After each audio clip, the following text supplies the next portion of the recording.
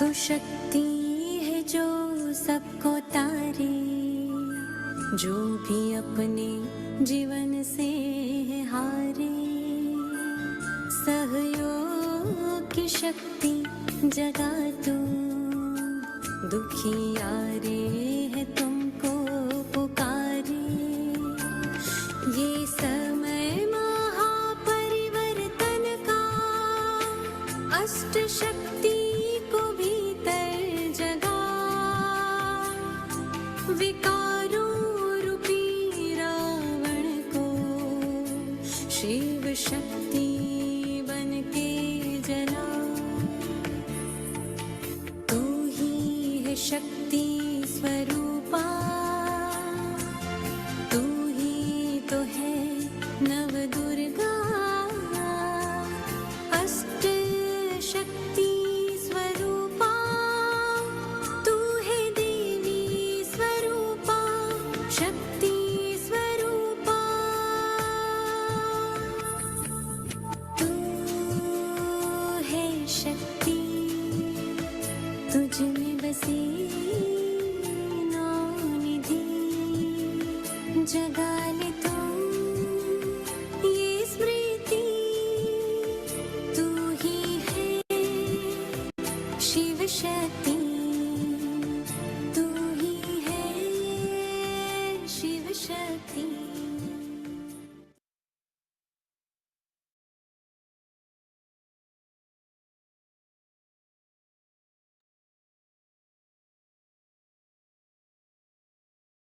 Om Shanti. Good evening सभी को। और आज के हमारे हिंदी टॉक सीरीज में सभी भाई बहनों का एक बार फिर से स्वागत है। और जैसे कि नवरात्रि के पावन दिन चल रहे हैं, तो आप सभी को नवरात्रि के दिनों की भी बहुत बहुत बधाई हो, शुभकामनाएं। और आज का हमारा टॉपिक भी वही है, दिव्य शक्ति का रहस्य, द सीक्रेट ऑफ डिवाइन शक्ति। तो जो हम पूजा करते हैं नवरात्रि के दिनों में माँ के अलग अलग रूप की, तो क्या वो सिर्फ शक्तियां उन्हीं में थी, उन्हीं में हैं, या वो शक्तियां हम सभी आत्माओं रूपी शक्ति में भी हैं? तो वो आज हम डॉक्टर दामिनी बहन से सुनेंगे। तो आज का दिन हमारे लिए बहुत खास है, क्योंकि दामिनी बहन को कोई परिचय की आवश्यकता नहीं है। मैं समझती हूँ सभी आपसे परिचित हैं, लेकिन जब मैं दामिनी बहन का बायोडेटा पढ़ रही थी तो मुझे और भी बहुत सारी बातें जानने को मिली। सो रियली भगवान ने आप में कितनी सारी विशेषताएं भर दी हैं। तो अब हम सभी जानते हैं कि आप एक फिजियोथेरेपिस्ट हैं, लेकिन उसके साथ साथ आपने जो पढ़ाई की है उसमें आपने physiotherapy, dietary sciences, aerobic exercises and yogic sciences. So कितना आपको विभिन्न वर्गों का अनुभव है। और आप सिंगर हैं, वो तो हम सभी जानते हैं, आपके गीतों का आनंद हम लेते रहते हैं। लेकिन सिंगर के साथ साथ आप अपने गीतों को खुद कंपोज भी करते हैं और लिरिक्स भी आप ही खुद ही बनाते हैं। और सबसे बड़ी बात कि आप एक राज योगा टीचर हैं। आप 2000 से आपने अपना सारा जीवन इस मानवता की सेवा के लिए समर्पित किया। और आपका जो स्लोगन है वो है, मिशन है, जो ब्रह्मा कुमारीज का भी मिशन है, world transformation through self transformation. और हम आपके बहुत सारे जैसे कि क्लिप्स आते हैं, छोटे छोटे बहुत शॉर्ट क्लिप्स, वो भी सुन करके इतना दिल को छू जाता है। इतनी छोटे से क्लिप में एक ज्ञान की ऐसी पॉइंट हमें मिल जाती है। सो उसके लिए भी हम सभी आपका बहुत थैंक्स करना चाहेंगे। और आज भारत में अभी टाइम मिडनाइट है, तो आपने हमें समय दिया, उसके लिए भी बहुत बहुत थैंक्स। और हमारे सभी दर्शक न सिर्फ जूम के माध्यम से, लेकिन हमें वेबसाइट में लाइव भी देख रहे हैं, सुन रहे हैं, उन सभी का भी वेलकम। तो अभी ओवर टू दामिनी बहन। शुक्रिया। Om Shanti and good evening कहे।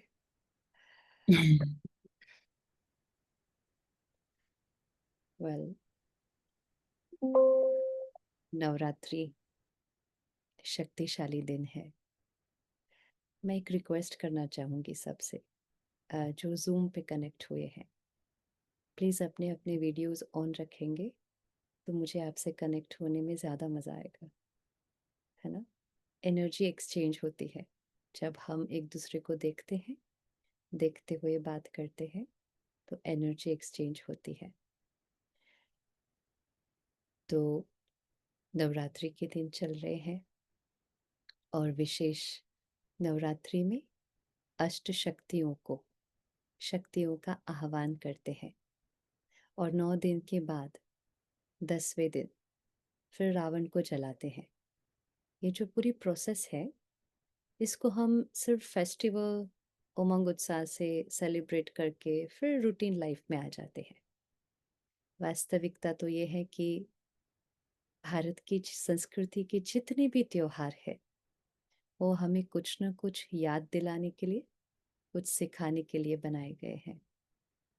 तो नवरात्रि का जो ये अभी समय चल रहा है, आप देखेंगे तो मेजॉरिटी हमारे जितने भी फेस्टिवल है, मेजॉरिटी, सारे तो नहीं लेकिन ज़्यादातर जितने फेस्टिवल है वो रात्रि के साथ एक गहरा संबंध रखते हैं। एक नवरात्रि है जो हम रात्रि को सेलिब्रेट करते हैं। फिर आप देखेंगे शिवरात्रि कहा जाता है।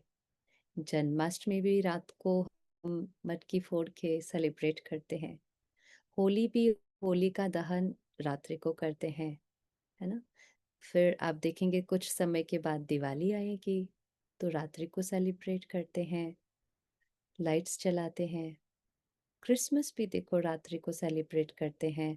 रात्रि के जो त्योहार है वो हर त्योहार में अंधकार में प्रकाश लाने की बात है। और नवरात्रि विशेष रूप में शक्तियों का आह्वान कहा गया है, शक्तियों का पूजन होता है।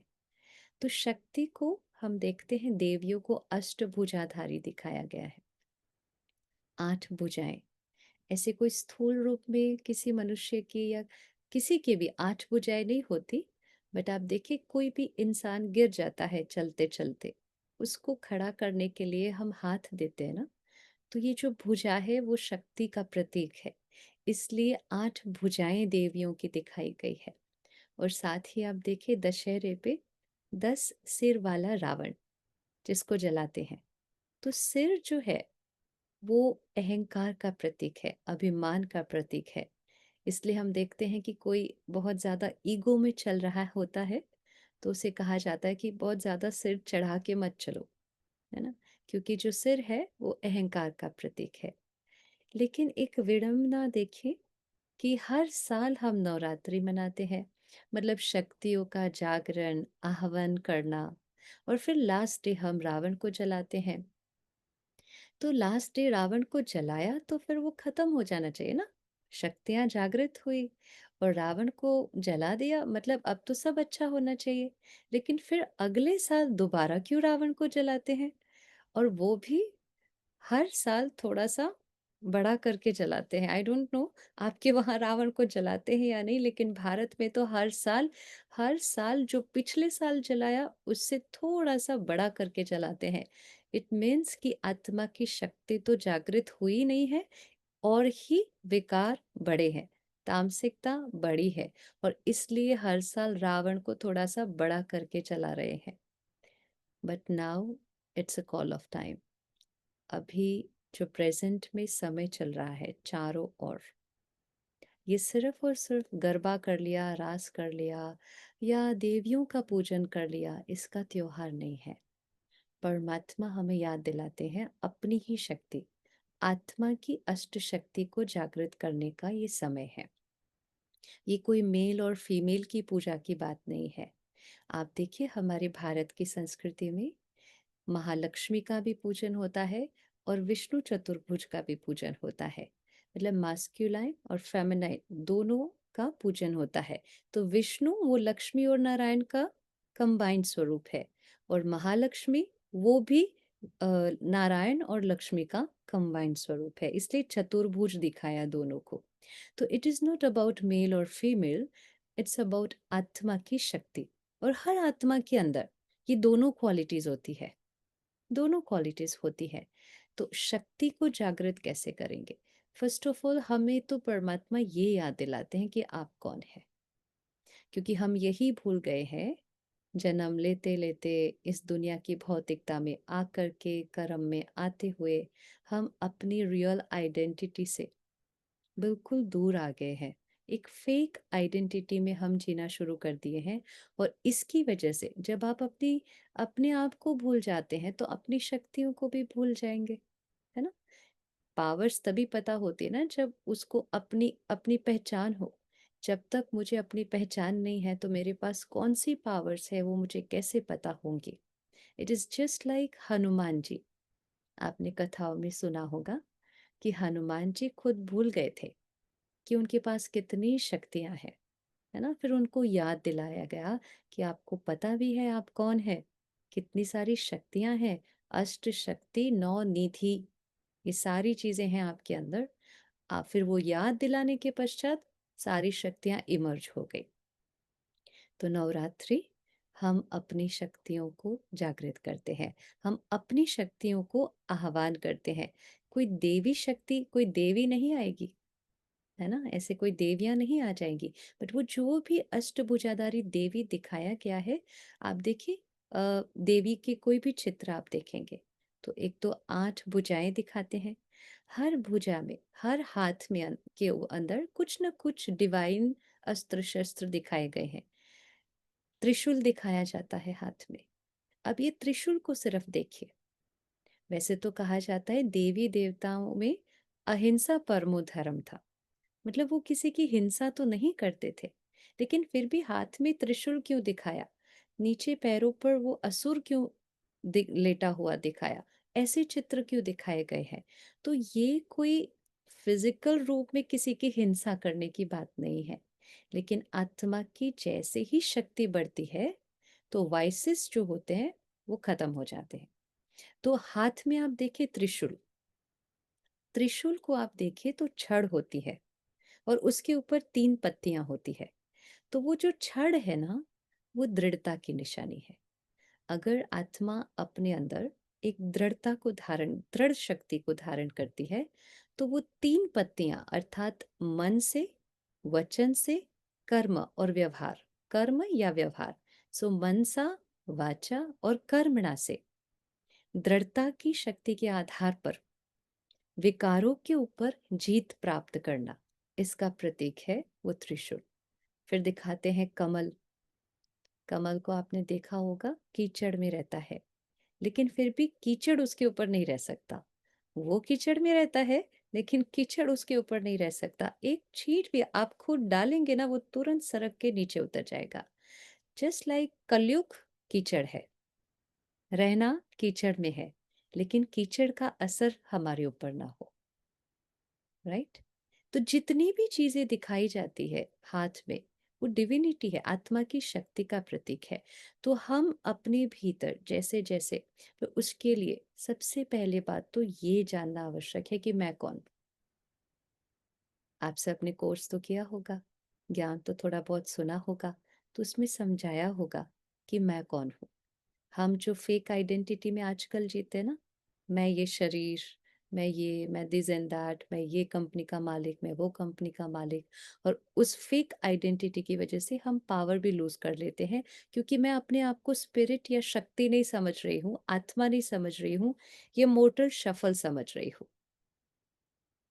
जब मैं अपने आप को शक्ति समझती हूँ, कोई सोल कहता है, कोई आत्मा कहता है, कोई शक्ति कहता है, कोई एनर्जी कहता है तो एक ही, जो इस बॉडी रूपी गाड़ी को चला रहा है। तो जैसे ही मैं इस कॉन्शियसनेस में आती हूँ कि I am the master of this body, मैं मालिक हूँ, मैं शक्ति हूँ, तुरंत ही मेरी पावर्स जो है वो अपने आप इमर्ज होना शुरू हो जाती है। अब हुआ क्या है कि हम भूल गए कि मैं कौन ये भूल गए, तो मेरी पावर्स भी भूल गए। तो जब मैं कौन भूल गए, पावर्स भूल गए, तो सब कुछ आउट ऑफ कंट्रोल हो गया। इट इज लाइक अभी क्या हो रहा है कि मन भी थक गया है इतने सारे रूटीन में, अपनी आत्मिक शक्ति को सब घटा चुके हैं, क्योंकि आत्मिक कॉन्शियस में नहीं जी रहे हैं, बॉडी कॉन्शियस में जी रहे हैं, सोल कॉन्शियस में जी नहीं रहे हैं। तो वो पावर्स काम होते हुए भी काम नहीं कर रही है। ऐसा नहीं है कि नहीं है, लेकिन वो फोल्डर ही हमने खोला नहीं है, इसलिए वो शक्तियां काम नहीं कर रही है। तो क्या हो रहा है, मन धीरे धीरे फटीग हो रहा है, शक्ति डिप्लीट हो रही है, और उसकी वजह से गाड़ी आउट ऑफ कंट्रोल जा रही है ना। पावर लूज होता जाएगा तो गाड़ी आउट ऑफ कंट्रोल हो जाएगी। और हम क्या कर रहे हैं कि हम तो आउट ऑफ कंट्रोल है और दूसरों को कंट्रोल करने की कोशिश कर रहे हैं। जैसे कि मैं गाड़ी लेके निकली हूँ, मेरी ब्रेक फेल हो गई है, मतलब मेरे पास कोई शक्ति नहीं है, मेरे पास कोई पावर ही नहीं है, कमजोर हूँ, है ना। जिसके पास शक्ति नहीं होगी वो कैसे होगा, कमजोर होगा। तो मेरी गाड़ी की ब्रेक फेल है, तो मैं जितने भी रास्ते में आएंगे उनको जोर जोर से बताऊंगी, प्लीज हट जाइए, प्लीज हट जाइए, प्लीज हट जाइए। अगर कोई अच्छा होगा, समझने वाला होगा, तो वो हट जाएगा मेरी मान करके। लेकिन अगर वो भी ये कह के खड़ा हो जाए कि नहीं मेरी भी ब्रेक फेल है, मैं नहीं हटूंगा, तो फिर क्या होगा, एक्सीडेंट हो जाएगा। और आज एक घर में जो 5 गाड़ियां रहती हैं एक साथ, सबकी ब्रेक फेल है, सब आउट ऑफ कंट्रोल है, सबकी शक्ति घटी हुई है, और इसकी वजह से बार बार बार बार बार बार एक्सीडेंट्स हो रहे हैं, राइट। एक ही गाड़ी अगर ठीक से चले, एक ही गाड़ी घर में, एक ही गाड़ी ठीक से चले, बाकी सारी गाड़ियां अपने आप ठीक से चलने लगेगी। क्योंकि एक गाड़ी को आ गया ना कंट्रोल, तो वो ऐसे ही उस रास्ते पे कंट्रोल करेगी, मतलब अपना भी, अपनी शक्ति को भी बढ़ाएगी, आसपास की गाड़ियों को भी ठीक कर सकती है। तो अपनी इनर पावर्स को जगाने के लिए सबसे पहला जो स्टेप है ना, वो है सोल कॉन्शियसनेस की प्रैक्टिस। सोल कॉन्शियसनेस की प्रैक्टिस। तो बार बार हम अपने आप को स्मृति दिलाते हैं कि मैं कौन हूँ। और जितनी बार हम ये प्रैक्टिस करते हैं कि मास्टर बनना है, इस बॉडी का मास्टर। आजकल हमारे मुख से शब्द भी क्या निकलते हैं, देखें, कि पता नहीं मेरा मन तो नहीं था लेकिन मेरे मुख से ये शब्द निकल गया, आई एम सॉरी। ऐसे कैसे निकल गया, ऐसे कैसे निकल गया। अपने मुख किसका है, मेरा है। हाथ किसका है, मेरा है। मेरी मर्जी के बिना मेरा मुख कैसे चला, मेरी मर्जी के बिना मेरा हाथ कैसे चला। क्या इतनी भी पावर नहीं रही अब हमारे पास कि मेरी मर्जी के बिगर मेरा मन कुछ भी सोच रहा है, मेरी मर्जी के बिगर ये शरीर की कर्म इंद्रियां आउट ऑफ कंट्रोल जा रही है। फिर तो हम कितना शक्तिहीन हो चुके हैं, हमें सोचना चाहिए। और शक्तिहीन होने का सबसे बड़ा रीजन पता है क्या है, डिपेंडेंसी बहुत है जीवन में, है ना। देखो, कोई भी शक्तिहीन की निशानी क्या होती है, समझो किसी का फ्रैक्चर हो गया है, किसी का एक्सीडेंट हो गया है, किसी का पैर टूट गया है, तो उसको कोई तो सहारा चाहिए, किसी के बिना वो खड़ा नहीं हो सकता, तो वो डिपेंडेंट होता है ना उस समय। तो डिपेंडेंसी जो है ना, डिपेंडेंसी वो कमजोरी की निशानी है। क्या आपको अच्छा लगेगा ज्यादा दिनों तक किसी के सहारे खड़े होना, किसी के सहारे अपने काम कर, नहीं अच्छा लगता ना। तो यहाँ से भी हम बहुत डिपेंडेंट हो गए हैं। छोटी छोटी चीज, आज एक काम करेंगे, ये क्लास पूरी होगी, उसके बाद एक लिस्ट बनाएंगे कि मैं आत्मा किन किन चीजों में के ऊपर डिपेंडेंट हूँ। इट कुड बी एनीथिंग, मतलब कुछ भी हो सकता है, एक छोटी सी चॉकलेट भी हो सकती है। क्या मुझे, मेरे जीवन में ऐसी कौन सी चीजें हैं जो मुझे डिपेंडेंट बना रही है। अब वो कोई चीज हो सकती है खाने की, कोई व्यक्ति हो सकता है, कि किसी के साथ जब तक मैं अपनी बातों को शेयर ना करूं तब तक मुझे हल्का अनुभव नहीं होता। या फिर कोई परिस्थिति हो सकती है, कोई वस्तु हो सकती है, कुछ भी हो सकता है। तो आज हम एक लिस्ट बनाएं कि कौन सी ऐसी चीज है जो मुझे डिपेंडेंट बना रही है, मुझे कमजोर बना रही है। ऑनेस्टली आप अगर लिस्ट बनाने बैठेंगे ना, बहुत सारी चीजें आ जाएंगी। सुबह से रात तक के अपनी दिनचर्या को देखते हुए लिस्ट बनाइएगा। तो जब हम देखते हैं कि इतनी सारी हमारी डिपेंडेंसी है, तो हमारी शक्ति का क्या होगा फिर? हम कमजोर है, क्योंकि जो डिपेंडेंट होता है वो कमजोर ही होता है। तभी उसको किसी चीज का सहारा चाहिए। जो शक्तिशाली है उसे किसी का सहारा नहीं चाहिए, है ना। वो किसी के अधीन नहीं होता है, किसी के अधीन नहीं होता। जस्ट लाइक अ किंग, राजा, राजा किसी के अधीन नहीं होता है। और जो भी लोग हैं वो उसके अधीन होंगे, पर वो किसी के अधीन नहीं होता है। तो हम इस शरीर के राजा है ना, हम इस शरीर के राजा है, मालिक है।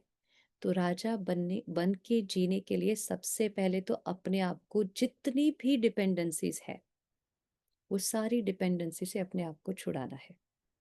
तो एक लिस्ट बना कर के एक एक को छोड़ने का प्रयास करेंगे, क्योंकि शक्ति तो तब आएंगे ना जब उस सहारे को धीरे धीरे, किसी को चलाना भी है, समझो फ्रैक्चर के बाद फिजियोथेरापी कराते हैं तो हम धीरे धीरे उसको पहले हाथ पकड़ के चलाते हैं, फिर उनको कहते हैं अब आप खुद से चलना शुरू करो। धीरे धीरे धीरे जैसे जैसे हील होता जाएगा वो खुद चलेगा।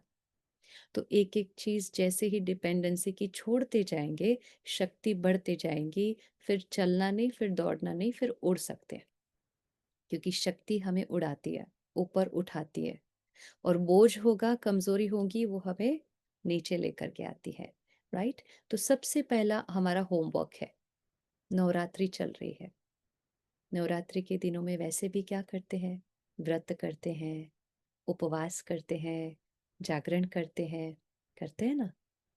तो अभी हमें वैसे वाला व्रत, कुछ खाना पीना छोड़ने वाली चीज नहीं करनी है, लेकिन अपने जीवन के लिए एक छोटा सा व्रत करते हैं कि जो जो चीज मुझे बांध के रख रही है, उन चीजों को मुझे छोड़ना है। मतलब अपने आप को उन सारी चीजों से छुड़ाना है।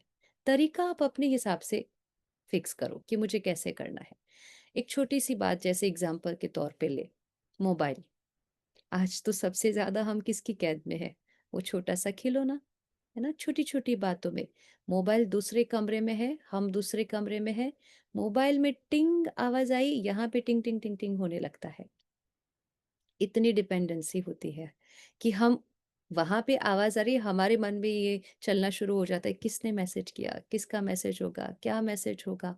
हम भाग के देखते हैं। दिन में कितनी सारी, कितना कितना टाइम हम मोबाइल के पीछे लगाते हैं, आप चेक करो। और आजकल तो रील्स का जमाना है ना। और वो देखते देखते देखते कैसे टाइम निकल जाता है, और आत्मा की शक्ति घट रही है, ये तो हम चेक भी नहीं करते हैं। और हमें क्या लगता है, मोबाइल में जो भी मीडिया में हमें दिया जा रहा है, चाहे वो फिर यूट्यूब है, इंस्टाग्राम है, फेसबुक है, जितने भी ओटीटी प्लेटफॉर्म्स हैं, जो भी मीडिया हमारे सामने रखा जा रहा है, उसकी क्वालिटी क्या है? क्या वो बहुत अच्छी क्वालिटी है? बिल्कुल भी नहीं। या तो फिर उसमें कुछ क्रिमिनल बातें होती है, एंगर होता है, लस्ट होती है, प्लॉटिंग होती है, फिर वो सास बहू वाली सीरियल्स होती है जिसमें रिश्ते टूटने वाली चीजें होती हैं। बहुत गलत गलत चीजें दिखाई जाती है और हम उसको एंटरटेन के तौर पे देख रहे हैं। हमें लगता है कि हम सिर्फ देख रहे हैं, हम सिर्फ देख नहीं रहे हैं, हम अपने मन की प्रोग्रामिंग कर रहे हैं। And it becomes the part of my personality. हम जो कुछ भी देख रहे हैं वो मेरी पर्सनालिटी और मेरी एनर्जी फील्ड का एक हिस्सा बन रहा है। और दूसरी मोस्ट इम्पोर्टेंट चीज, मैं उसके आदी हो रही हूँ, मतलब मुझे उसके बिना फिर रहा नहीं जाता। आप एक एपिसोड्स भी ऐसे डिजाइन किए जाते हैं ना सोशल मीडिया पे, कि आपको ऐसे, जैसे वो क्रेविंग होती है ना, अब आगे क्या आएगा, आगे क्या आएगा। तो नेक्स्ट डे वो टाइम आने से पहले ही आपके अंदर वो हो चलना शुरू हो जाता है। आज देखते हैं आज क्या आएगा।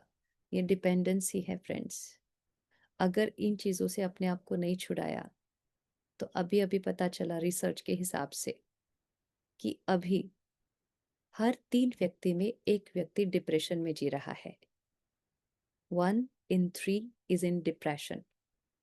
मुझे नहीं लगता इसको हर एक मतलब इंडिविजुअल होने में टाइम लगेगा।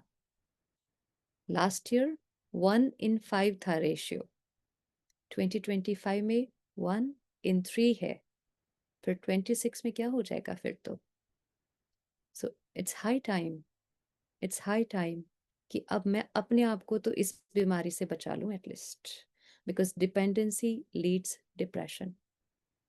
डिप्रेशन तो फिर बिल्कुल ही कमजोरी वाला जोन है, उसमें तो फिर उठ ही नहीं पाते हैं। आपने देखे होंगे डिप्रेशन में क्या क्या होता है ना। तो फिर हम उस जोन में एंटर हो उससे पहले ही ये व्रत कर सकते हैं क्या? हम सब इकट्ठे होकर एक व्रत करें। आज तीसरा दिन है नवरात्रि का, और इस बार नवरात्रि थोड़ा लंबा है, 10 दिन है ना। तो हम अगले 7 दिन के लिए अपने अपने मोबाइल से वो सारी एप्लीकेशन डिलीट करते हैं, सिर्फ 7 दिन के लिए।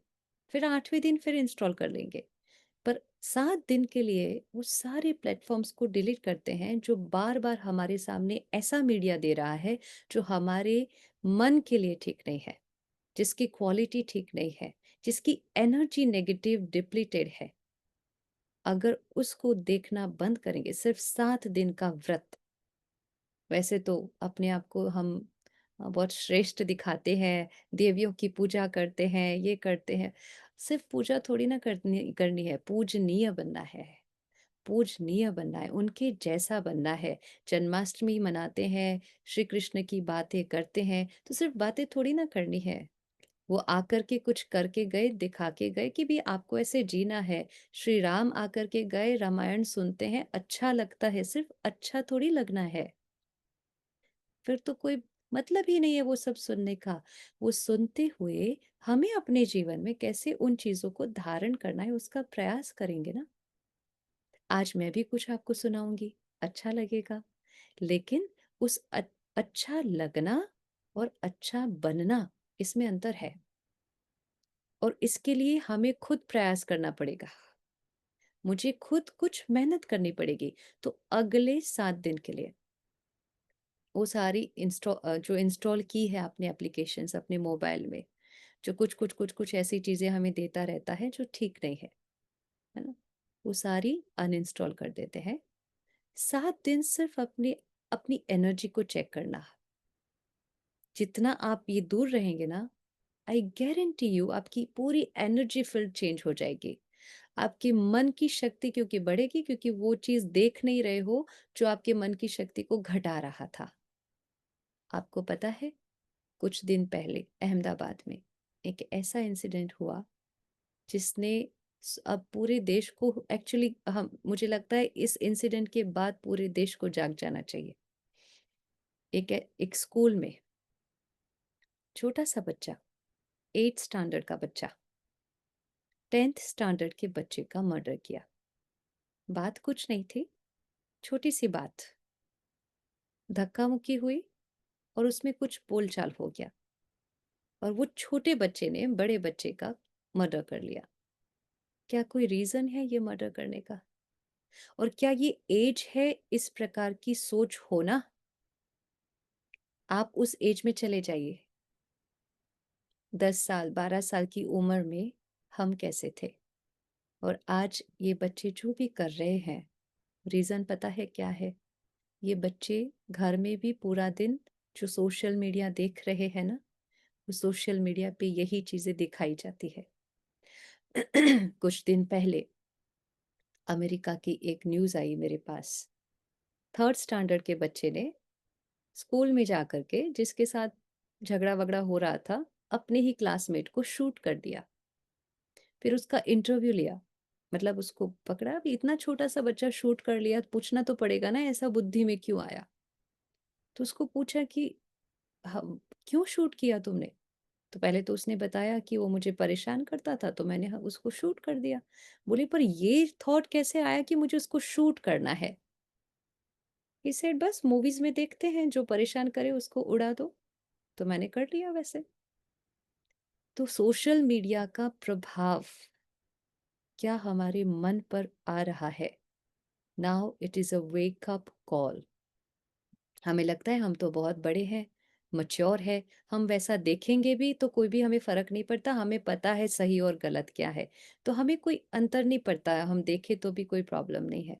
जी नहीं, जी नहीं, परमात्मा कहते हैं आप जो देखेंगे, जो पढ़ेंगे, जो सुनेंगे, it will become your personality, personality बन जाती है। और इसीलिए तो हम देखते हैं ना, हमारी जो प्रेगनेंसी में भी महिलाओं को कहा जाता है ऐसी ऐसी अच्छी अच्छी चीजें देखो, श्री कृष्ण का फोटो देखो, देवी देवताओं का फोटो देखो, बिकॉज वो एनर्जी, वो संकल्प में रहता है हमेशा कि वाह डिविनिटी जो है, तो वो आने वाला बच्चा वैसा होगा। तो जो चीज, और यहाँ पर कॉस्ट्यूम से कोई लेना देना नहीं है कि बच्चा है या बड़ा है, कोई लेना देना नहीं है, कोई लेना देना नहीं है। आत्मा से लेना देना है, आत्मा के संस्कार, जो चीज हम देखते पढ़ते सुनते हैं उससे हमारे बनते हैं, और फिर वो हमारी एनर्जी फील्ड बनाता है। अगर अभी सब अपने अपने लिए सोचना, अगर अभी मेरी एनर्जी फील्ड को स्कैन किया जाए तो उसमें से क्या क्या मिलेगा। सिर्फ आज के दिन को देख लीजिए, सुबह से अब तक, सुबह से अब तक मैंने क्या क्या ऐसी चीजें देखी हैं, क्या क्या मैंने पढ़ा, क्या क्या सुना, क्या क्या ऐसा किया जिसकी एनर्जी नेगेटिव या डिप्लीटेड थी। अगर आप पूरा दिन, परमात्मा कहते हैं कि अपना चार्ट रखो रोज का, रोज अपना चार्ट रखो, क्योंकि उससे पता चलेगा, चार्ट मीन्स पूरे दिन में कहाँ कहाँ मेरी एनर्जी डिप्लीट हुई, लीकेज पता होना चाहिए ना, लीकेज पता होगा तभी तो हम उस पर काम कर पाएंगे। तो हमेशा अपने, अभी एक रोज का नियम बना लेना चाहिए कि आज पूरे दिन में कहाँ कहाँ गड़बड़ हुई है जिसने मेरी सोल पावर को डिप्लीट किया है, तो नेक्स्ट डे फिर हम उस पर काम कर सकते हैं, है ना। तो पहला होमवर्क था, पहला होमवर्क था, क्या था पहला होमवर्क, बताइए। पहला होमवर्क था लिस्ट बनाना कि कौन कौन सी मेरी डिपेंडेंसी है। बहुत गूढ़ता से चेक करना है ना डिपेंडेंसी को, मतलब बहुत ही डीपली टाइम लेके बैठना अभी, क्योंकि हमें उस कंडीशन में अब अपने आप को उस जोन में लेकर नहीं आना है जिस जोन में कई लोग चले गए हैं। पहले से प्रिकॉशन ले ले, तो अपनी चेकिंग करेंगे तो चेंज कर पाएंगे। तो लिस्ट बनाएंगे। दूसरा, मोबाइल 7 दिन का उपवास, मतलब यूज करो, कॉलिंग के लिए यूज करो, कुछ बहुत अर्जेंट काम है जो उससे होता है उसके लिए यूज करो, लेकिन एटलीस्ट 7 दिन के लिए प्लीज सोशल मीडिया से आप डिटैच हो जाओ। और कोई व्रत करने की जरूरत नहीं है, और कुछ भी करने की जरूरत नहीं है, सिर्फ ये छोटा सा प्रयोग करके आप देखिए और फिर अपनी एनर्जी को फील कीजिए, इतना बड़ा डिफरेंस आपको फील होगा कि आप सोच भी नहीं सकते। आजकल मोबाइल ऐसी चीज हो गई है कि अगर हाथ में नहीं होता ना तो ऐसे लगता है जैसे ऑक्सीजन नहीं है, ऐसे ऐसा हो गया है। 3 दिन पहले I was travelling somewhere, airport पे मेरे आगे एक मदर थी जो एक बच्चे को लेकर के जा रही थी, छोटा सा बच्चा, छोटू सा बेबी, चल भी नहीं सकता, हाथ में था। उसके हाथ में वो मदर ने मोबाइल पकड़ाया हुआ था ताकि वो उसमें बिजी हो जाए। जैसे ही हम लोग चेक इन के लिए गए तो वहां पर वो स्कैन करना पड़ता है ना, तो टिकट के लिए उसने मोबाइल अपने बच्चे के हाथ से लिया, और जैसे ही बच्चे के हाथ से मोबाइल लिया, बच्चे ने इतनी धमाल की जैसे कुछ उससे पूरी जिंदगी ले ली हो, पूरी जिंदगी ले ली हो। इस प्रकार से बच्चे का रिएक्शन, और इतना हाइपर एक्टिव हो गया और इतना पूरा, तो कहने, मैं वो देख रही थी ना तो ये लग रहा था कि ये जनरेशन, ये युग किस तरफ जा रहा है, ये दुनिया किस तरफ जा रही है, किस तरफ समाज जा रहा है। हमें जाग जाना चाहिए, इससे तो हमारी शक्तियां सारी सारी खत्म हो रही हैं, बैटरी सारी डिस्चार्ज हो रही है, ऑलरेडी डिस्चार्ज तो है। और हम क्या करते आए हैं, दूसरों को कंट्रोल करने की कोशिश करते हैं घर में। तुम मेरे अनुसार चलो, तुम मेरे अनुसार चलो, हो ही नहीं सकता। अपनी गाड़ी आउट ऑफ कंट्रोल है और दूसरों की गाड़ी कंट्रोल करने बैठे हैं, how is it possible, it is just not possible. हमें अपने घर का शक्ति स्तंभ बनना है, मुझे अपने घर में एक जना शक्तिशाली होगा, बाकी सबकी शक्ति को ऊपर लेकर आएंगे। तो इतना कर सकते हैं ना? अपनी जितनी भी डिपेंडेंसी है उसका लिस्ट बनाएंगे, मोबाइल का उपवास करेंगे। तीसरी बात, जो हमारी पूरे दिन की बातें हैं उसका एक चार्ट बनाएंगे। ये 3 होमवर्क। आगे एक देखें, शिव शक्ति का दिन चल रहा है, अलग अलग शक्तियों का। अब शक्ति क्या है, कौन कौन सी शक्ति है, आत्मा की ऐसी कौन सी अष्टभुजाएं ही क्यों दिखाई हैं, तो वो आत्मा की अष्ट शक्तियों की बात है। तो कौन सी शक्ति, बहुत सरल सी, हर आत्मा के अंदर निहित है ये शक्तियां। ऐसा नहीं है कि किसी में है किसी में नहीं है, नहीं, हम सबके अंदर वो शक्तियां हैं, बस हमें उसको यूज करना आना चाहिए। ठीक है, तो मैं शॉर्ट में थोड़ा सा आपको परिचय देती हूँ। सबसे पहली जो शक्ति है, जिसको कहते हैं सहन शक्ति, पावर टू टॉलरेट, सहन शक्ति, सहन करना। मेजोरिटी हम में से जब कोई भी ऐसे सहन करके आता है ना, तो थोड़ा सा मुंह थोड़ा उतरा हुआ, और ऐसे फेस ऐसा होता है जैसे, और आके कहते बहन जी क्या बताए कितना सहन करती हूँ मैं। अब बताओ, सहन शक्ति का ये वर्ड कितना ब्यूटीफुल है, कि जो सहन करेगा उस आत्मा की शक्ति बढ़ेगी ना कि घटेगी। तो अगर आपने सहन किया है तो फेस मुरझाया हुआ नहीं होना चाहिए, शक्तिशाली होना चाहिए, हैप्पी होना चाहिए। सहन शक्ति है ना, शक्ति है, तो आपकी शक्ति को, अगर आपने सहन किया है तो शक्ति को बढ़ाएगा, घटाएगा नहीं। तो सहन शक्ति, इस वर्ड को बहुत अच्छे से आज समझ लीजिए। ये बहुत पावरफुल, ये बहुत अच्छी शक्ति है, जो हमारे जीवन में अच्छे अच्छे संबंधों में मधुरता लेकर आती है।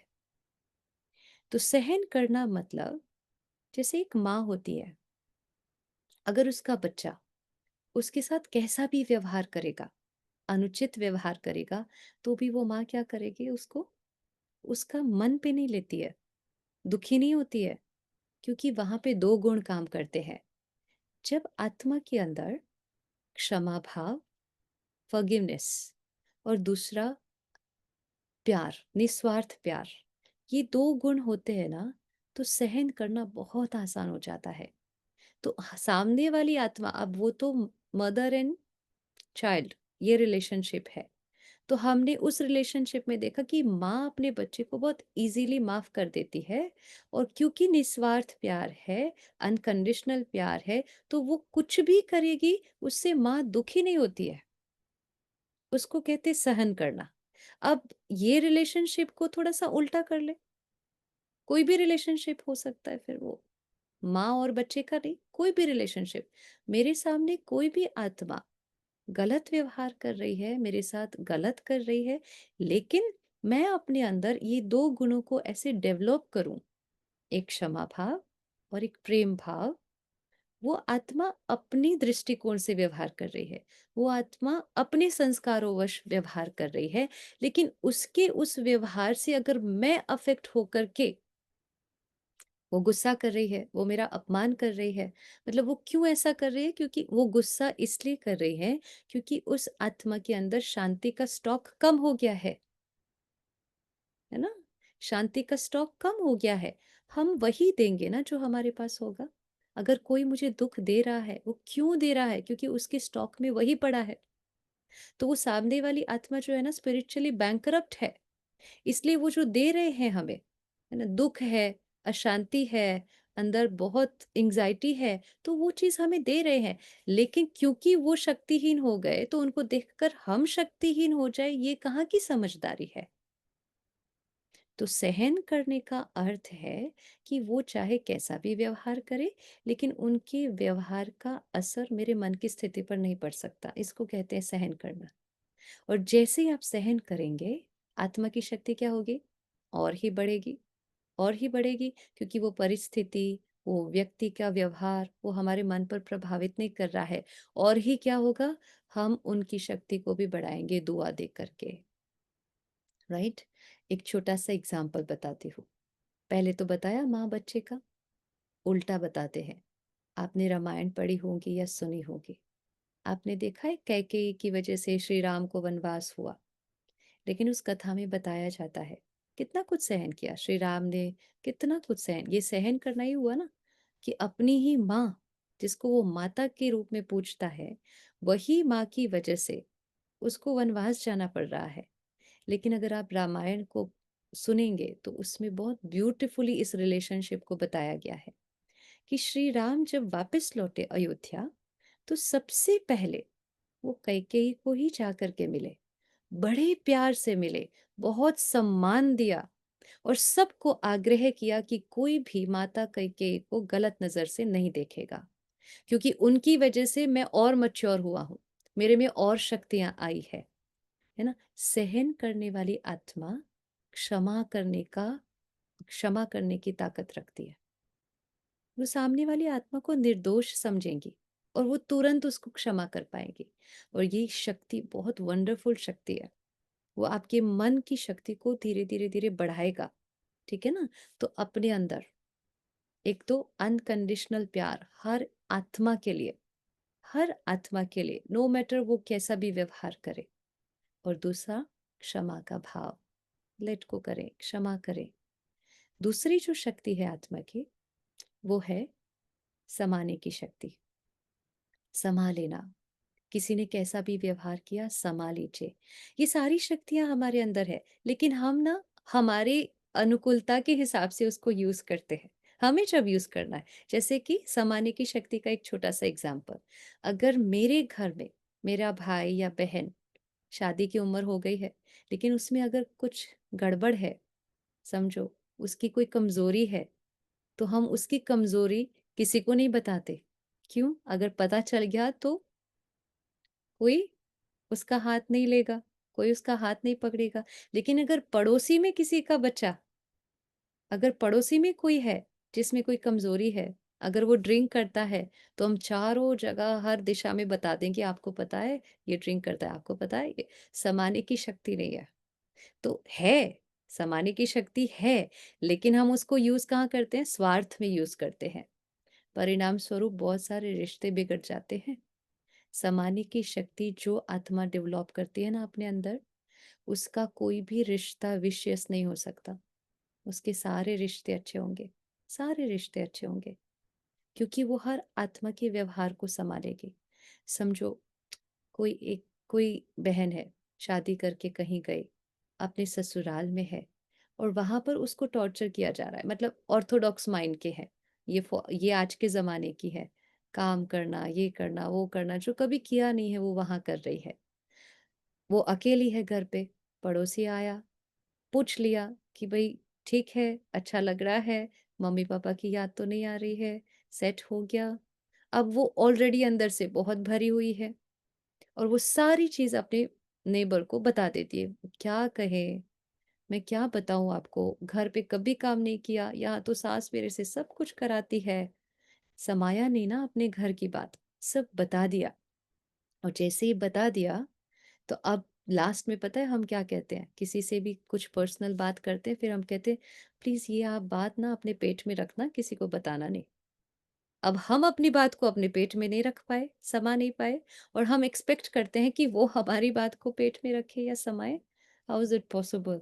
मैं तो 2 महीने से आई हूँ, वो पड़ोसी तो 20 साल से यहाँ रह रहे हैं, क्या वो नहीं बताएंगे इस बात को?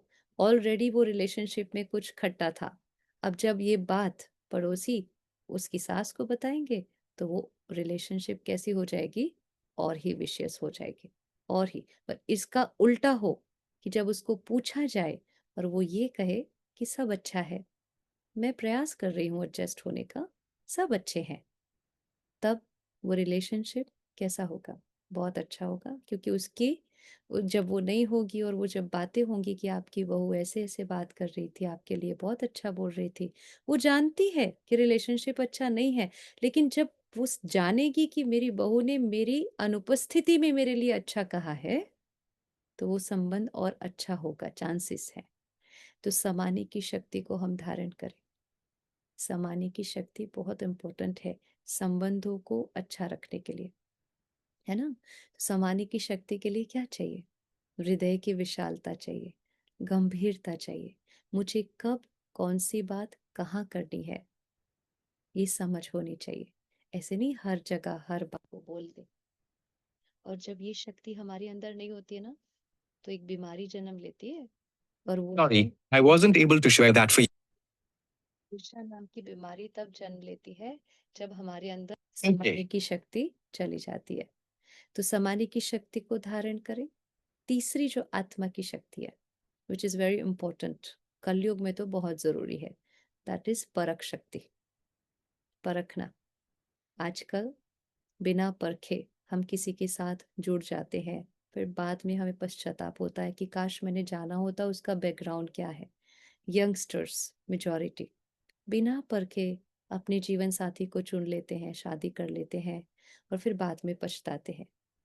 परख शक्ति को डेवलप करने के लिए आत्मा के अंदर कौन से गुण चाहिए? परख शक्ति तभी आ सकती है जब विचारों में स्पष्टता हो, विवेक युक्त बुद्धि हो। विवेक है ना, विवेक तभी जागृत होगा ना जब ज्ञान होगा बुद्धि में।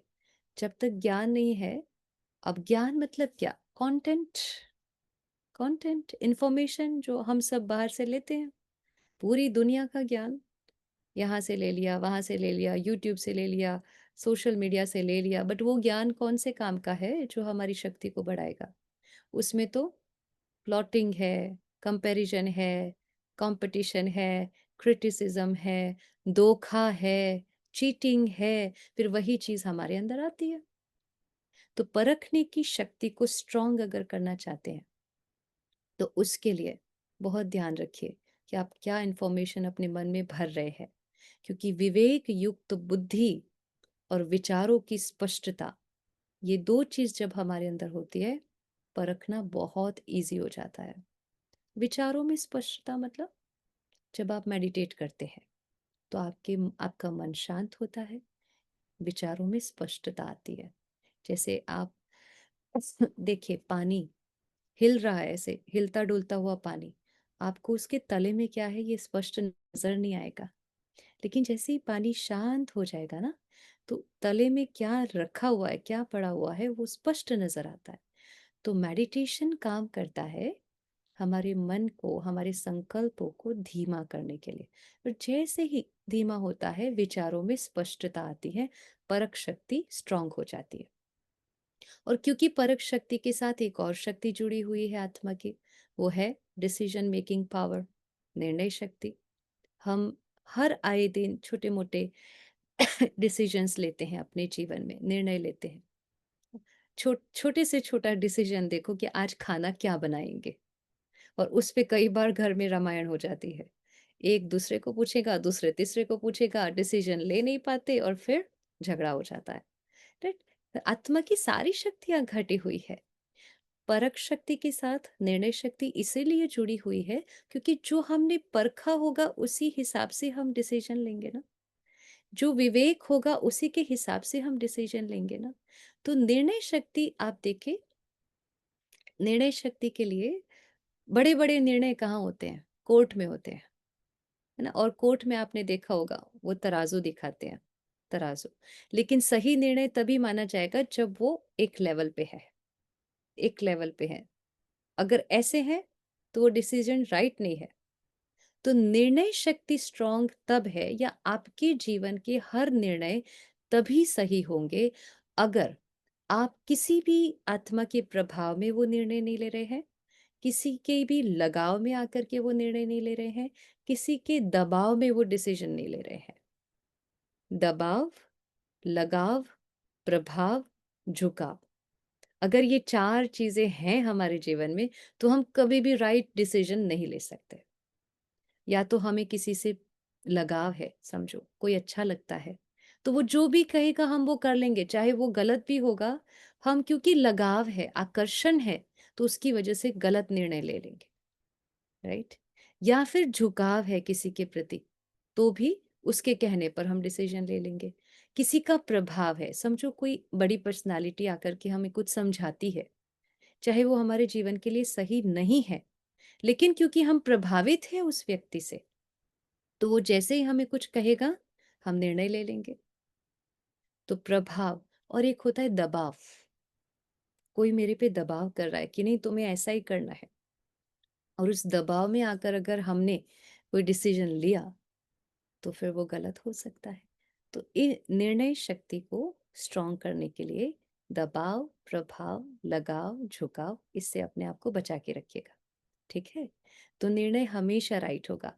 और एक चीज हमेशा करना, मैं हमेशा करती हूँ, जब भी कोई डिसीजन लेना हो ना, किसी व्यक्ति के पास नहीं जाएंगे हम। किसी व्यक्ति में वो ताकत ही नहीं है कि जो हमें राइट चीज बता सके। ये कलयुग चल रहा है। हर आत्मा की कैपेसिटी क्या हो गई है, ऐसे हो गई है, हर आत्मा की शक्ति नीचे है, सब डिप्लीट है, सब डिस्चार्ज बैटरियां घूम रही है। वो हमें कैसे सही रास्ता दिखा पाएगी? एक ही है जो हमें सही रास्ता, सही निर्णय लेने की ताकत दे सकता है, और वो है परमात्मा।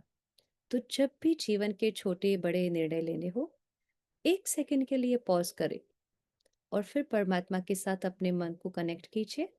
परमात्मा को कहिए, मुझे नहीं पता कि इसमें मुझे क्या करना है, मैं आपका बच्चा हूँ, आप मेरे पिता हो, आप मुझे बताइए, आप मुझे राइट पाथ दिखाइए।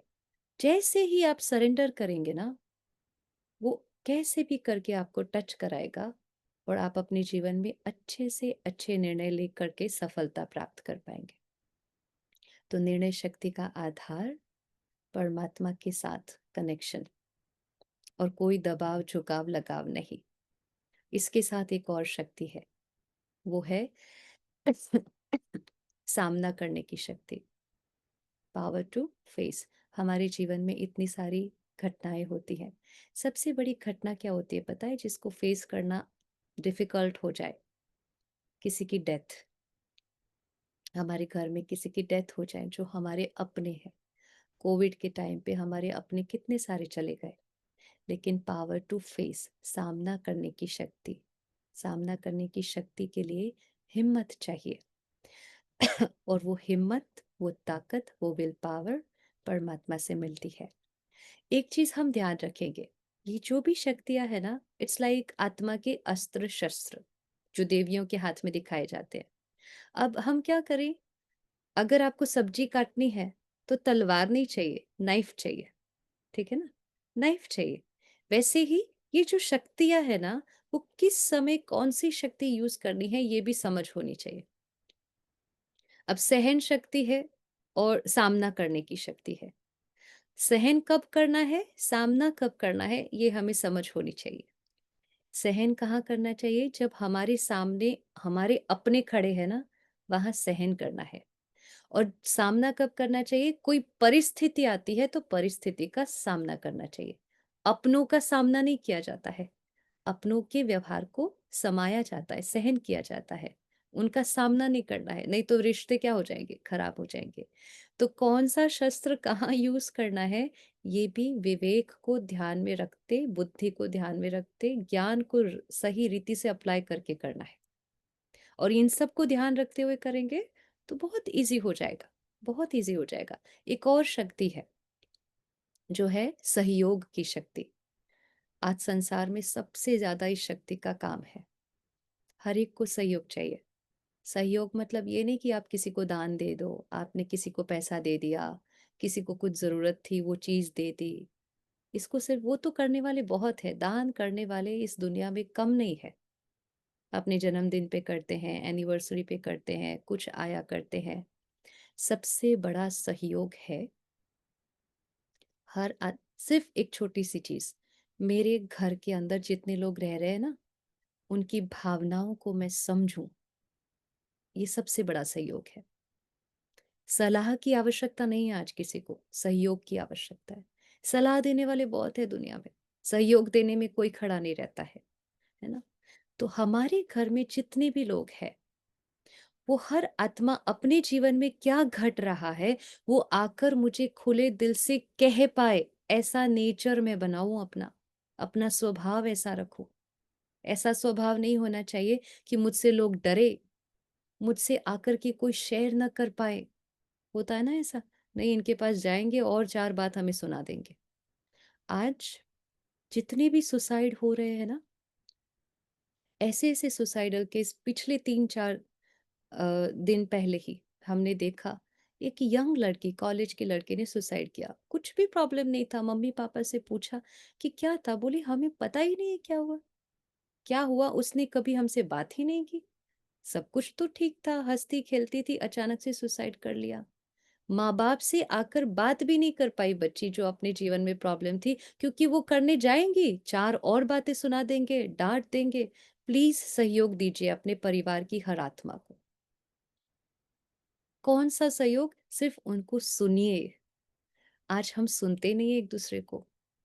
आप सुनेंगे नहीं और सीधा ऐसे कुछ दो चार बातें सुना देंगे उनको, रिजेक्शन मिलेगा, वो संबंध में एक डिस्टेंस आ जाएगा। फिर वो कहाँ जाएंगे? क्यों आज इतने सारे काउंसलर की जरूरत पड़ रही है? क्यों जरूरत पड़ रही है? स्कूल में, स्कूल्स में तो होना, हमारे टाइम पे तो कोई काउंसलर नहीं थे। आज हर स्कूल में काउंसलर रखा जा रहा है। क्यों जरूरत है? क्योंकि घर में कोई सुनने वाला नहीं है, समझने वाला नहीं है। बाहर जाके सुनना समझना पड़ रहा है। तो कहने का भाव ये है, सहयोग की शक्ति बहुत इंपॉर्टेंट है और इससे दुआएं मिलती हैं। आप किसी को इमोशनली सहयोग देंगे ना, किसी आत्मा को समझेंगे। हमें पता है कि सामने वाले को हमारी इस चीज से दुख हो जाएगा, तो प्लीज मत बोलो ना। क्यों करना है? क्यों बोलना है? हम बोलते हैं और फिर वो जब जैसे हर्ट होते हैं तो हम कहते हैं मुझे पता था आपको बुरा लगेगा। जब पता था तो क्यों बोला?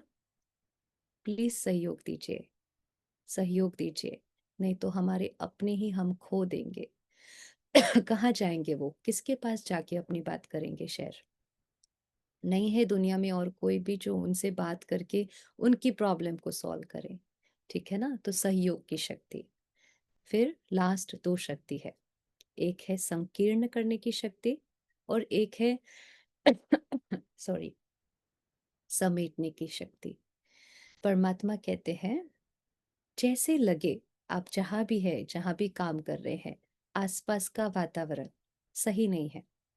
आप कहीं बैठे हैं, वहां वेस्ट टॉक चल रही है, जिस बात की एनर्जी डिप्लीट है, अपने आप को संकीर्ण कर लो। कछुआ देखा है ना? अगर वो रास्ते पे है, अचानक से सामने से ट्रक आएगा, क्या कर लेगा? अपने आप को अंदर खींच लेगा। फिर उसके ऊपर से भले ट्रक भी चला जाए, उसको कुछ नहीं होगा। तो परमात्मा कहते हैं, it's just like a lotus flower. अपने आप को बचा के रखो।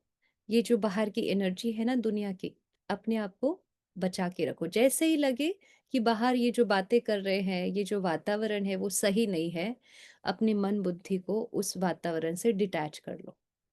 कई बार क्या होता है कि हम कहीं शादी में गए, कोई प्रसंग में गए, तो बैठना पड़ता है, हम ऐसे उठ के नहीं आ सकते। लेकिन क्या उस समय, आपने मेडिटेशन सबने सीखा होगा, क्या उस समय मैं अपने मन बुद्धि को एकाग्र करके परमात्मा के साथ कनेक्ट करके ऐसी एनर्जी रेडिएट करूं कि वो लोग भी वो जो बात कर रहे हैं ना वेस्ट, उनकी बुद्धि भी इन बातों से अपने आप को मतलब डिटैच करे, मतलब वो भी इन बातों को चुप कर दे। हमारी पर्सनालिटी ऐसी बन जाए कि हमारे अस्तित्व से वो ऐसी कोई बात ही ना करे पहले तो संकीर्ण करने की शक्ति मतलब कहीं भी ऐसा खतरा है मेरे मन को, मेरी मन की शक्ति को डिप्लीट कर रहा है, तो वहां मैं अपनी अपनी एनर्जी को वेस्ट ना करूं, संकीर्ण कर लूं। और समेटने की शक्ति मतलब अब तो समय ही समेटने का है। विस्तार में जाने का समय नहीं है। जितना फैला हुआ होगा उतना समेटने में टाइम लगेगा। क्या हमें पता है कि कब हम शरीर छोड़ेंगे? हमें नहीं पता। दूसरे सेकंड का हमें नहीं पता। समेट कर रखिए अपने जीवन को। ज्यादा विस्तार में जाएंगे, एनर्जी डिप्लीट होंगे। हमने अपने जीवन का इतना विस्तार, विस्तार तो अब छोटी सी बात को ले लो कि हम किसी को कॉल करते हैं किसी काम से, हमने किसी काम से किसी को कॉल किया है। एक दिन अपना ना कॉल रिकॉर्ड कीजिए प्लीज। एक दिन अपने फोन को रिकॉर्ड कीजिए, आप पूरा दिन किससे बात कर रहे हैं। हम जो काम के लिए फोन किया है, वो काम तो सिर्फ 1 मिनट का होता है, लेकिन बाकी की जो 10 मिनट है ना, क्या खाया, कहाँ गए, क्या पहना, क्या कर रहे हो, उसने क्या किया, उसने क्या किया, विस्तार। प्लीज, आत्मा की शक्ति को घटाने की बात है। जितना आप विस्तार में जाएंगे उतनी आत्मा की शक्ति घटेगी। आपकी मोबाइल की बैटरी डिस्चार्ज होनी होती है, आप फोन पे बात करते हो, उस समय अगर मोबाइल की बैटरी डाउन होती है तो आप क्या कहते हैं, प्लीज अब मैं फोन रखती हूँ नहीं तो स्विच ऑफ हो जाएगा, बैटरी डाउन है, ज्यादा बात नहीं कर सकते, कहते हैं कि नहीं? मोबाइल का इतना ध्यान रख रहे हो तो अपना भी तो ध्यान रखो। हाँ, ज्यादा बातों में जाएंगे, ज्यादा विस्तार में जाएंगे तो किसकी बैटरी डिस्चार्ज होगी? इसकी डिस्चार्ज होगी। और ये फिर शट डाउन हो गया तो क्या होगा? उसको फिर डिप्रेशन का लास्ट स्टेज कहते हैं। तो अपने अंदर इन सारी अष्ट शक्तियों को जागृत करने का एक ही तरीका है, और वो तरीका है मेडिटेशन। हर रोज, हर रोज, क्योंकि सोर्स ऑफ पावर परमात्मा है, परमात्मा है। देवियों को क्या कहते हैं? शिव शक्ति कहते हैं ना। शिव शक्ति क्यों कहते हैं? शक्ति का अर्थ है आत्मा, शिव मतलब परमात्मा, शिव शक्ति मतलब आत्मा जो उसकी संतान है। हम सब शिव शक्तियां हैं, हम सब शिव शक्ति है। आत्माएं जो उसकी संतान शक्ति है, वो कैसी होगी? परमात्मा जैसी, जैसा जैसा पिता है वैसे ही उसके बच्चे। तो हमें ना हमेशा ये स्मृति रहनी चाहिए कि हम किसके बच्चे हैं, हम किसके बच्चे हैं। राजा का बच्चा अगर ये भूल जाए कि मैं राजकुमार हूं, तो फिर अपने सारे पावर्स को लूज कर देगा, राइट? अगर मैं ये भूल जाऊं कि मैं किसकी बच्ची हूँ, किसकी संतान हूँ, परमात्मा की संतान हूं ना, तो मैं शिव शक्ति हूँ। अगर इस स्वमान में जीना शुरू करेंगे तो ये अष्ट शक्तियां अपने आप ऑटोमेटिकली काम करेंगी। और परमात्मा के साथ रोज अपने मन को कनेक्ट कीजिए, अपनी अपनी तार को कनेक्ट कीजिए, क्योंकि वहां से जो एनर्जी फ्लो होती है ना, वो एनर्जी आत्मा को शक्ति प्रदान करती है। संसार में किसी की ताकत नहीं है, कोई मनुष्य हमारी शक्ति को नहीं बढ़ा सकता है। आज मेडिटेशन एक जरूरियात है, नीड है। आप देखना कुछ टाइम के बाद ये मेडिटेशन करना मजबूरी बन जाएगी। आप लिख के ले लो। अभी तो नीड लग रही है, हाँ अभी शांति चाहिए, बहुत लाइफ ऐसी वैसी चल रही है। कुछ टाइम के बाद मजबूरी से करना पड़ेगा, लेकिन वो मजबूरी ऐसी होगी कि आत्मा इतनी ज्यादा डिप्लीट हो गई होगी कि उठने की भी ताकत नहीं होगी। तो हमारे पास तो मौका है, हमारे पास मौका है, परमात्मा का ज्ञान मिल रहा है। तो ज्ञान भी एक ऐसी शक्ति है जो आत्मा की पावर को बढ़ाती है ना? तो होमवर्क याद रहा सबको? हम लास्ट 5 मिनट्स मेडिटेशन करेंगे। सब सीधा होकर के बैठे।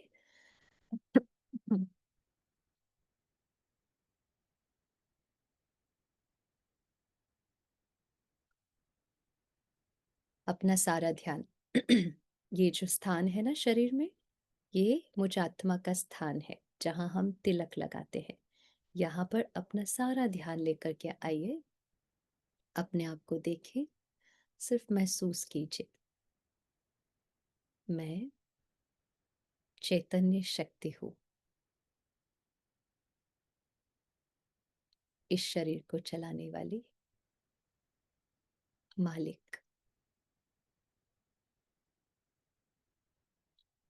कर्म इंद्रियों से कर्म करने वाली शक्ति,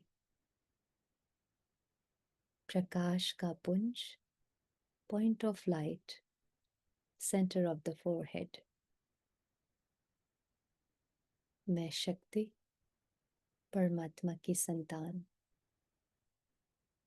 अष्ट शक्तियों से भरपूर।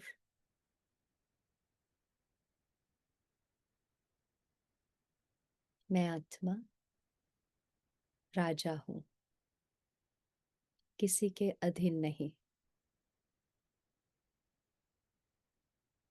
मेरा मन मेरे कंट्रोल में है, मेरी सारी इंद्रियां मेरे हिसाब से काम करती है। मैं आत्मा शिव शक्ति, परमात्मा की संतान, इस संसार की हर आत्मा को शक्ति देने वाली आत्मा हूँ। कोई मेरे साथ कैसा भी व्यवहार करे, मैं सहन शक्ति हूँ। मैं उन आत्माओं को दुआ देकर माफ करते हुए अपनी शक्ति को बढ़ाकर उनको शक्ति देने वाली आत्मा हूँ। मैं भरपूर हूँ, संतुष्ट हूँ, पावरफुल हूँ। मुझे किसी से कुछ नहीं चाहिए। मैं परमात्मा की संतान, शिव शक्ति, सबको देने वाली आत्मा हूँ। सबको प्यार, सम्मान, खुशी देना, शक्ति देना, यही मेरा धर्म है। आज से, अभी से मैं अपने आप से एक वायदा करती हूँ कि अपने जीवन में कभी कोई अधीनता नहीं लाऊंगी, कोई डिपेंडेंसी नहीं, कोई शक्तिहीनता का संकल्प नहीं। सदा शक्तिशाली, पावरफुल, सर्वशक्तिवान परमात्मा की संतान हूँ, शिव शक्ति हूँ। I radiate peace, love and happiness all around. जहां भी जाती हूँ, देती हूँ। लेने वाली नहीं, देने वाली आत्मा हूँ। परमात्मा की शक्तियां निरंतर मेरे ऊपर बरसती है। जस्ट विजुअलाइज कीजिए, परमात्मा की शक्ति आसमान से उतरकर मेरी ओर आ रही है। मेरे चारों ओर एक डिवाइन लाइट का सर्कल, एनर्जी फील्ड, और मुझसे चारों ओर वातावरण में शक्तियां रेडिएट होती है। जो भी मुझसे मिलता है उसे मुझसे शक्ति मिलती है। मैं अपने घर का शक्ति स्तंभ हूँ। अपनी शक्ति से दूसरों को उठाने वाली आत्मा हूँ।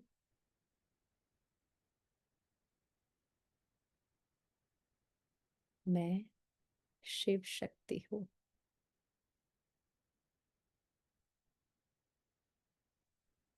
ओम शांति।